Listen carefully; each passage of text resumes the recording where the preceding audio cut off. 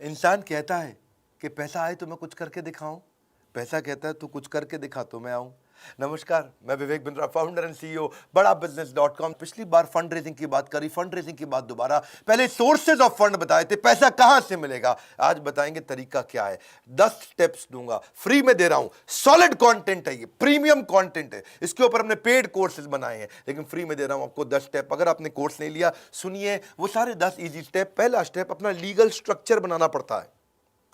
अगर आपकी proprietary company है, पार्टनरशिप कंपनी है, फंड रेजिंग नहीं कर सकते, लिमिटेड लायबिलिटी में भी नहीं कर सकते, एलएलपी जिसको बोलते हैं, प्राइवेट लिमिटेड या पब्लिक लिमिटेड। जो प्राइवेट इक्विटी या वेंचर कैपिटल है, वो प्राइवेट लिमिटेड कंपनी में भी आके पैसा दे सकते हैं। प्राइवेट इक्विटी और venture capital, PE and VC, ये प्राइवेट लिमिटेड कंपनी में देते हैं। लेकिन अगर आपको आईपीओ, तो फिर उसके लिए आपको पब्लिक लिमिटेड कंपनी में जाना पड़ता है। तो पहले तो अपनी कंपनी का लीगल स्ट्रक्चर ठीक कर लो, फिर आते हैं दूसरे स्टेप पे।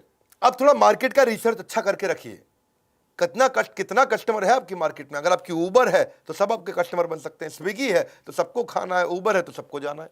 स्विगी है तो सबको खाना है, उबर है तो सबको जाना है। पहले देखो कि आपके पास कस्टमर कितना है मार्केट में, मार्केट का रीच, मार्केट का साइज, कितने कस्टमर है आपके प्रोडक्ट को लेकर मार्केट में, क्या प्रॉब्लम आप सॉल्व कर रहे हैं।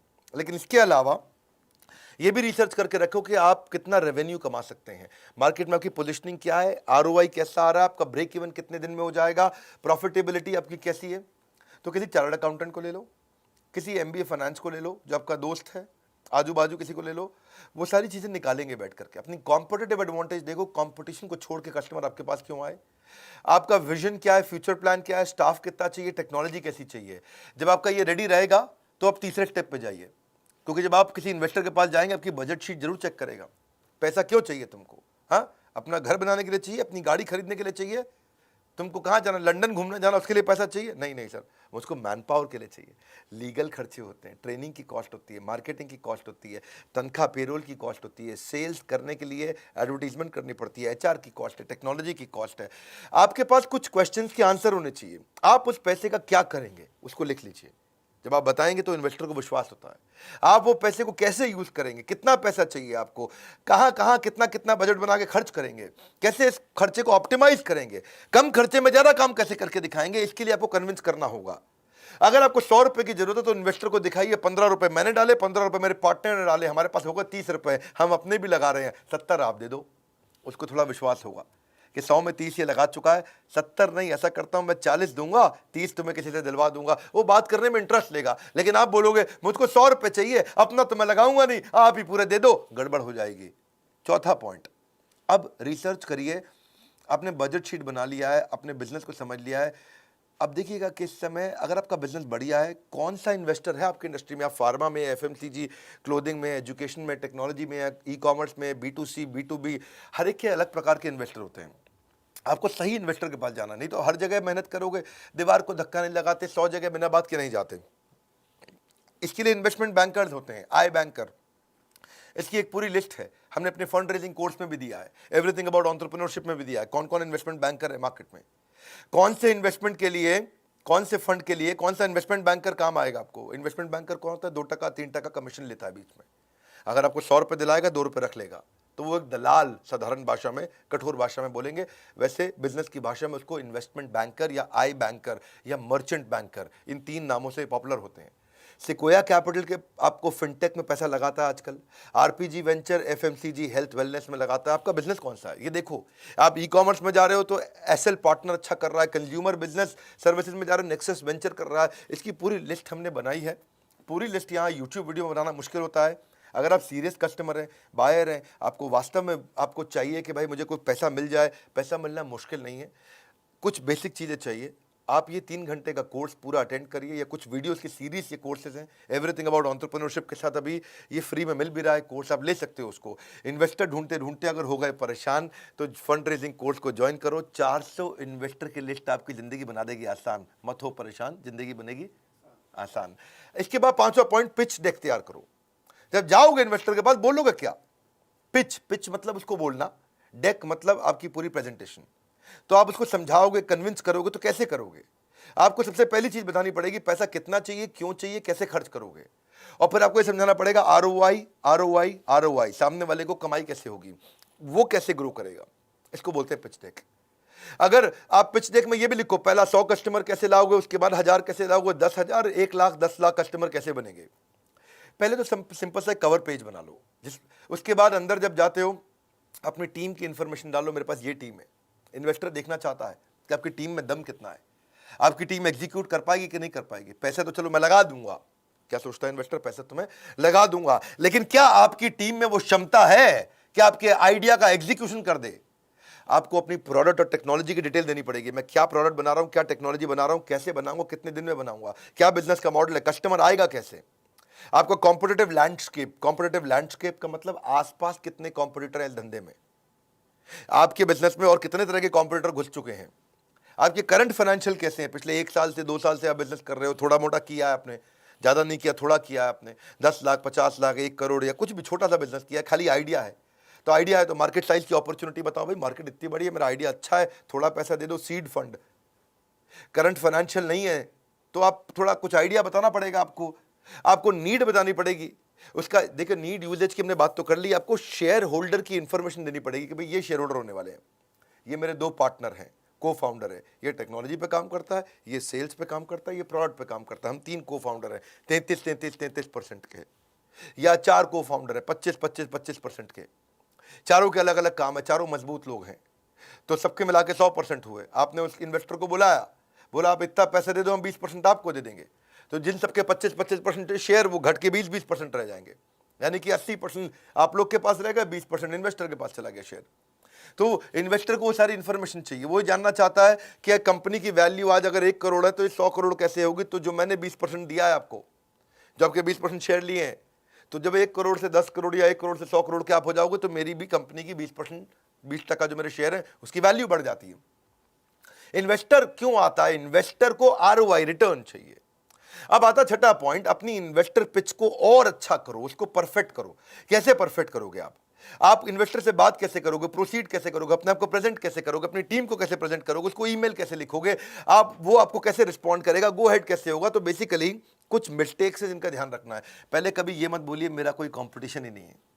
आप बता सकते हैं, अगर वास्तव में भी नहीं है तो बताएं कि एक कमजोर कंपटीशन अभी बिगिन हुआ है, आप मार्केट में फर्स्ट मूवर एडवांटेज है, नहीं तो हमेशा बताइए कि ये लैंडस्केप है।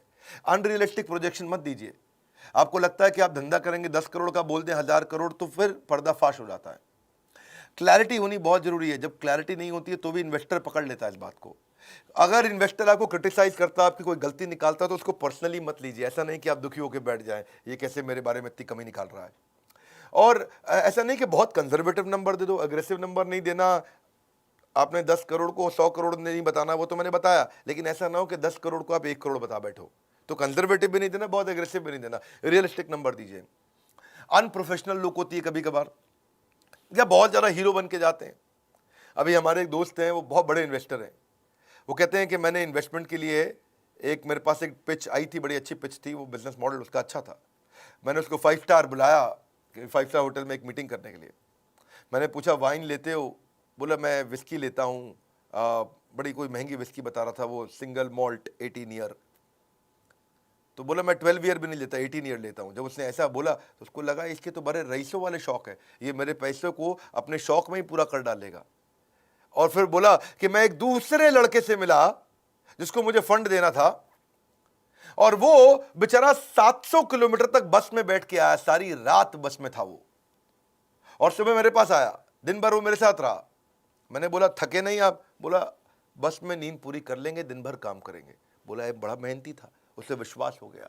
बड़ा इंपॉर्टेंट है कि जब आप इन्वेस्टर से मिल रहे हो तो कैसे मिल रहे हो, क्या बात कर रहे हो, प्रोफेशनल रहिए, कीप इट सिंपल, स्टोरी बताइए कंपनी की स्टोरी क्या है, और आपके इन्वेस्टर को उसका एग्जिट कैसे मिलेगा, वो कमा के बाहर कैसे निकलेगा, उसकी स्ट्रैटेजी तैयार रखना। फंड रेजिंग कोर्स को लेकर अगर आप बन गए बुद्धिमान तो इन्वेस्टर पिचिंग में कभी नहीं बचेगा कोई व्यवधान। बुद्धिमान व्यवधान ठीक लग रहा है, क्योंकि कोर्स में देने जा रहे हैं आपको वो ज्ञान जो फंड रेजिंग प्रोसेस को कर देगा बहुत आसान। 7वां पॉइंट अब आता है रोका। शादी से पहले रोका होता है ना, शादी से पहले थोड़ा सा रुका देते हैं, लड़का लड़की फिक्स हो जाता है, हाँ जी रोका सेरेमनी होता है, तो उसमें डिसाइड कर लेते हैं।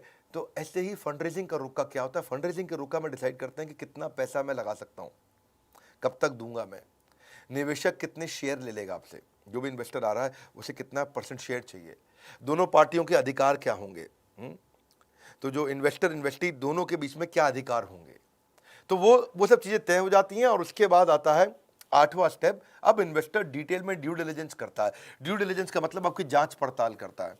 आपने जो जो क्लेम किए, मैं ऐसा कर दूंगा, अब तक ऐसा किया, वो सारे वो वेरीफाई करेगा। इसको बोलते हैं, इस इंडस्ट्री में बोला जाता है ट्रस्ट बट वेरीफाई। क्या मतलब है? वो आपकी सारी बातें विश्वास करेगा लेकिन वेरीफाई भी करेगा। आप बोलोगे मैं आज 10 करोड़ रुपए का काम कर रहा हूं, तो आप पे विश्वास करेगा लेकिन वेरीफाई भी करेगा।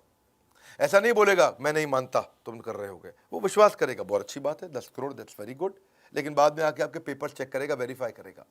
ट्रस्ट बट वेरीफाई, इसके लिए किया जाता है ड्यू डिलिजेंस, तो जांच पड़ताल साधारण भाषा में। वो आके आपके बिजनेस के प्रोसेस को समझेगा, आपके बिजनेस के मॉडल को इवैल्यूएट करेगा, आपके साथ में बाइंडिंग अग्रीमेंट डिसाइड करेगा, आपके फाइनेंस को चेक करेगा, आपकी बैलेंस शीट देखेगा, आपका प्रॉफिट एंड लॉस स्टेटमेंट देखेगा, कैश फ्लो स्टेटमेंट देखेगा, कंपनी में कहीं कोई कर्जा तो नहीं चल रहा, पहले से कोई लोन तो नहीं चल रहा, आज रेवेन्यू कैसे है, पिछले 3 साल में कितने बड़े, उसको बोलते हैं CAGR, compounded annual growth rate. भाई 3 साल पहले आप 1 करोड़ पे थे, पिछले साल आप 10 करोड़ पे थे, इस साल आप 30 करोड़ पे जा रहे हो, तो उसको लगेगा अरे ग्रो कर रही है, लगातार ग्रो कर रही है, तो उससे उसको विश्वास आ जाएगा। इसको बोलते हैं ड्यू डिलिजेंस, जांच पड़ताल। पिछले साल की ग्रोथ की रेशियोज आके निकालेगा आपके साथ, आपके मार्जिन चेक करेगा कि फाइनली बचता कितना है। ऐसा तो नहीं कच्चे पक्के का धंधा कर रहा है, पैसा निकाल के कच्चा जेब में रख लेता है, कैश का काम कर रहा है। आपकी इन्वेंट्री घूमती कितनी जल्दी है, कौन सी इन्वेंट्री वेस्ट हो जाती है, डेट टू इक्विटी रेशियो कितना है, कर्जे का बहुत ज़्यादा भार तो नहीं है, करंट रेशियोज कैसी है, कई रेशियोज होती हैं। तो आप अपने फाइनेंशियल्स को किसी चार्टर्ड अकाउंटेंट के साथ ठीक कर लीजिएगा ड्यू डिलिजेंस से पहले। अपने कोई ऑडिटर बाहर का लेके अपनी ऑडिट करा लीजिए। ये सब चीज़ें हम सिखाएंगे आपको। अगर आपका बिजनेस नया है, अभी कुछ भी आपने पहले नहीं किया, तो भी आप फंड रेज कर सकते हैं। आपका लीगल भी चेक करेगा आकर के, वो कंपनी में कहीं कोर्ट में केसेस तो नहीं चल रहे हैं, प्रमोटर के ऊपर, मालिक के ऊपर केसेस तो नहीं है। आप रजिस्ट्रार ऑफ कंपनी से भी चीज़ें चेक करेगा, बैंक के रिलेशनशिप चेक करेगा, बैंक से भी चेक करेगा कि कहीं आपके चेक डिसऑनर तो नहीं हो जाते हैं, चेक आपके बाउंस तो नहीं हो जाते हैं। वो चेक करेगा आप कितने ईमानदार हो, और कई बार उसकी आपकी पर्सनल प्रमोटर की भी वो जाके चेकिंग करेगा कि भाई ऐसे तो नहीं है ये पैसा लेके लड़कीबाजी करता हो, घूमता हो, बहुत शराब पीता हो और घूमने जाता हो, चला गया भैया बैंकॉक मसाज कराने जा रहा है, क्यों, इन्वेस्टर से पैसा ले लिया, सैंडविच मसाज, ये सब फालतू काम कर रहा है कि वास्तव में जिम्मेदार है। सुबह कितने बजे दफ्तर जाता है, आपको बताए बिना आपके बारे में चेक कर लेगा। रात को दफ्तर से कितने बजे निकलता है, आपको बताए बिना चेक कर लेगा। छुट्टी कितनी मारते हो, तो ये ड्यू डिलिजेंस बोलते हैं, इसको बोलते हैं जांच पड़ताल, ट्रस्ट बट वेरीफाई। अब आता है 9वां, ड्यू डिलिजेंस कर लिया, टर्म शीट बन चुका है, रोका हो चुका है, शादी का टाइम आ गया है। शादी के टाइम यानी कि शेयर होल्डर अग्रीमेंट। अब शेयर होल्डर अग्रीमेंट बन जाएंगे। शेयर होल्डर अग्रीमेंट में किसके क्या अधिकार हैं, कौन किसके लिए जिम्मेदार है, उसमें सब लिखा जाता है। ये बहुत लंबा होता है। टर्म शीट जो होती है वो 1-2 पेज की होती है, 4 पेज की होगी, लेकिन शेयर होल्डर अग्रीमेंट 250-250, 300-300, 500-500 पेज का भी हो सकता है। ये वो डॉक्यूमेंट है जिसमें सारे रिलेशनशिप आपके लिखे होंगे। ये 200-300-400 पेज के अंदर आपके right, duty, share holder agreement, jurisdiction, arbitration, event of default, अगर डिफॉल्ट हो गया तो क्या करेगा, कितने शेयर ले रहे हैं, किस प्राइस पे ले रहे हैं, कंपनी में कितनी स्टेक बन रही है, वो सब चीजें शेयर सब्सक्रिप्शन अग्रीमेंट में आ जाएगा। तो 2 तरह के होते हैं, एक होता है शेयर होल्डर अग्रीमेंट, एक होता है शेयर सब्सक्रिप्शन अग्रीमेंट। अगर आपको इसकी समझ नहीं, चिंता मत करिए, आप आइए, बोर्ड लाइन नंबर पर फोन करिए। फंड रेज करना मुश्किल नहीं है, सैकड़ों हजारों कंपनीज कर रही हैं। अग्रीमेंट इस बनाने के तरीके क्या है वो सब सिखाए हमने आपको।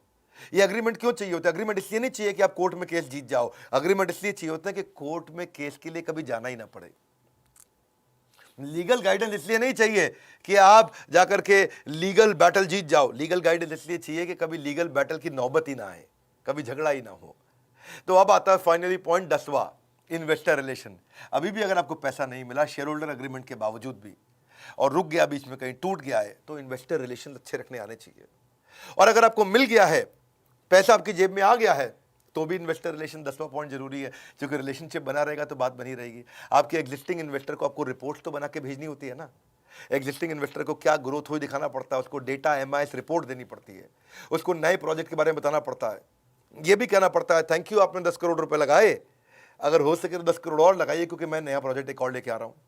आप या फिर नए इन्वेस्टर के साथ भी रिलेशन बनाना, ये तो आपका एग्जिस्टिंग इन्वेस्टर था, ये थोड़ी आप एक इन्वेस्टर से आप रुक जाएंगे। आपको चाहिए 4 इन्वेस्टर और, क्योंकि आपको और पैसा चाहिए, तो आप कंपनी के बारे में अचीवमेंट्स, अपनी न्यूज़, अपनी रिलेशनशिप बना के रखोगे नए इन्वेस्टर के साथ में। और जब ये सारी चीज़ें हो जाती हैं तो आपके पास जब काफ़ी इन्वेस्टर आते हैं तो बाकी इन्वेस्टर अपने आप आते हैं। पैसा ही पैसे को खींच के लाता है, इन्वेस्टर ही दूसरे इन्वेस्टर को खींच के लाता है। ये बहुत लंबी स्टोरी है, मैंने शॉर्ट में बताया आपको, 10 पॉइंट बताए फंड रेजिंग के स्टेप्स क्या होते हैं। हमने इसके ऊपर डिटेल्ड कोर्स बनाया हुआ, बहुत डिटेल के अंदर है। ये जो स्टार्टअप है, स्टार्टअप कर रहा है, करने वाला है, करना चाहता है, आइडिया है, शुरू कर चुका है, एग्जीक्यूट कर चुका है, सोलोप्रेन्योर है, वो एंटरप्रेन्योर है, उनको ये वीडियो शेयर करिए, क्योंकि ये बड़े काम आते हैं। ये छोटे छोटे पॉइंट्स बहुत काम आते हैं। मेरे चैनल पे आने का फायदा ये है, हमेशा बिजनेस के ऊपर खालिस ज्ञान मिलता है कि मैं केवल हवाई बात करना कभी पसंद नहीं करता। स्टेप्स में बताता हूँ, पॉइंटर्स में बताता हूँ। मेरे साथ बैठते हो, 10-15 मिनट के अंदर आपको 1 से 2 घंटे का कंटेंट तुरंत दे देता हूँ। अगर आप नए आए हो जरूर सब्सक्राइब करिए, बेल आइकन हिट नहीं किया तो आपको इतने बढ़िया वीडियोस फ्री में तो मिलेंगे नहीं। हमारे साथ जुड़े रहने के लिए, इस वीडियो को शेयर करने के लिए, बोर्ड लाइन नंबर पे फ़ोन करके इसकी सारी जानकारी लेने के लिए आप सबका हृदय की गहराइयों से प्रेम पूर्वक बहुत बहुत धन्यवाद।